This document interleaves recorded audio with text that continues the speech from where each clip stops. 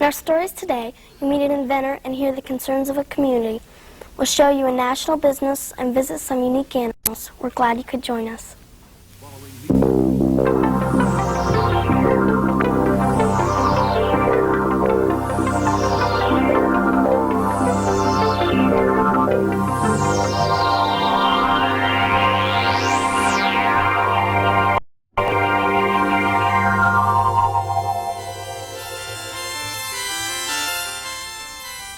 Welcome to News 6.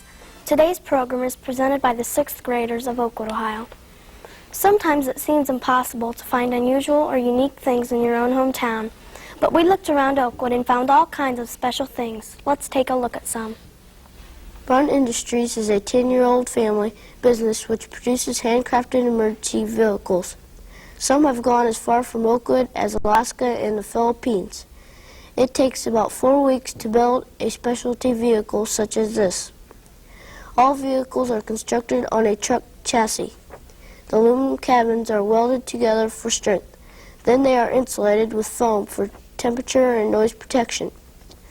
Custom painting and interior design are the next stages in this process. Storage compartments and seats must be installed. The lights and the sirens are attached. Wiring is completed and additional parts machined. Before leaving the shop, quality control tests must be completed. Brakes, steering, lights, sirens, oxygen tanks, and much more are tested to be sure that they are working properly. We would like to thank Charlie, Phil, and Chuck Braun for bringing this special industry to Oakwood, Ohio. We may soon be plagued by horseflies. Luckily, these horseflies won't bite. They don't even have wings. The horseflies that belong to Mr. Mark Bayless are shaped similar to frisbees and are used in a game that is played like horseshoes. Sean Bayless and Rob Kessler talked with Mr. Bayless about his latest invention. Mr. Bayless, what exactly is horseflies?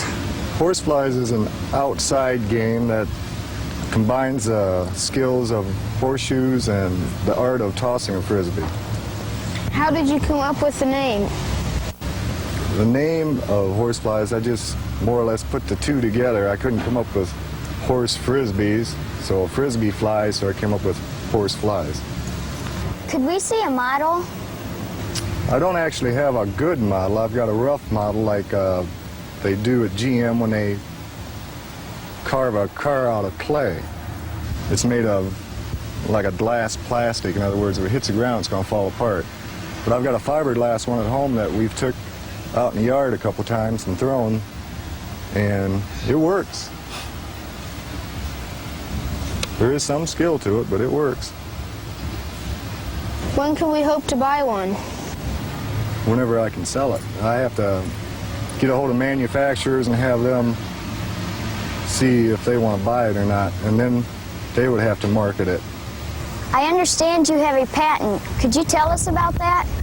A patent is a legal document that's usually good for about 17 years that shows that you have invented something and it's yours and that nobody else can take it away from you.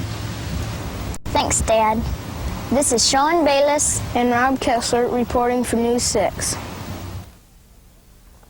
Can you imagine having 120,000 babies every week? Well, Jim and Gary Cooper of Cooper's Turkey Hatchery are the proud hatchers of 120,000 turkeys each week. That's over 5 million turkeys each year. When the eggs first arrive at the hatchery, they are dipped in a Tylenol solution to kill germs. For the next 25 days, they sit in an incubator. This must remain at 98.5 degrees and 85% humidity, or the eggs will not hatch. 2 or 3 days before the hatching takes place, the eggs are transferred to a special hatching trays. When the baby turkeys have hatched, they must be vaccinated to keep them healthy. They must also be debeaked and declawed to prevent them from killing each other. Feeding is not necessary for the first 3 days because the yolk of the egg will keep feeding the babies for this time. Within 24 hours after hatching, the turkeys are trucked into farms in Ohio, Indiana, Michigan, Virginia, and the Carolinas. Adult turkeys stand about 2 feet tall. The males, called toms, will weigh about 25 pounds. The females, called hens, will weigh about 16 pounds and lay 1 egg each day. We would like to thank the Coopers for giving us a new look at an old joke. The people in Paulding County are fighting against a corporation that wants to put in a hazardous waste dump. Who are they, what do they do, and why should we stop them? Stablex Corporation is a British-based firm with 2 plants in England. So far, there are no plants in the United States. This corporation takes hazardous industrial waste and processes it into a solid concrete-like material which is buried in the ground. There are many reasons why Stablex should be stopped. First, a visit to one of the England plants proved it to be very unkept and questionable safety. Second, there have been complaints of fumes up to 30 miles away. One time, a civic center was evacuated when fumes were drawn into the air conditioning ducts. At other times, a school and a shopping mall were closed because of illness from fumes. Third, acid rainwater could neutralize the solid material and the waste could leach out into the environment. So what can we do? There's a community called Concerned Citizens About Hazardous Waste. They urge everyone to spread the word about Stablex, to write government officials, attend meetings of the Environmental Protection Agency, and vote for zoning in Washington Township. Please help. Hazardous waste dumps could ruin our environment, land, water, and lives forever. Johnny Atkins owns a horse farm where she raises some beautiful Arabians. There are golden palominos, chestnuts, and grays of part and pure breeding.